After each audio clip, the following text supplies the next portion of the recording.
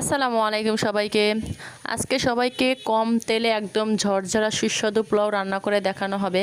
আজকে পোলাওটা আমার আম্মু রান্না করবে। এই তো প্রথমে দেখেন পেঁয়াজ দিয়ে দিয়েছে। পেঁয়াজটা ভাজার সাথে সাথে এর ভিতরে গরম মশলা দিয়ে দিলাম। এখন পেঁয়াজটাকে একদম লাল লাল করে ভাজা হবে। পেঁয়াজটা লাল লাল করে ভাজার পর এখন এর ভিতরে দিয়ে দিচ্ছে হচ্ছে আমরা যে চালটা ধুয়ে রেখেছিলাম সেই চালটা দিয়ে দেবে।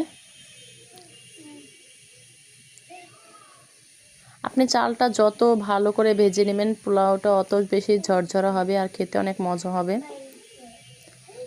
এই তো এখন সুন্দরভাবে পোলাওটা ভেজে নেওয়া হচ্ছে। এরপর এর ভিতরে দিয়ে দিচ্ছে গরম পানি। এখন দিয়ে দেবে কাঁচামরিচ, দিয়ে দেবে পরিমাণ মতন লবণ।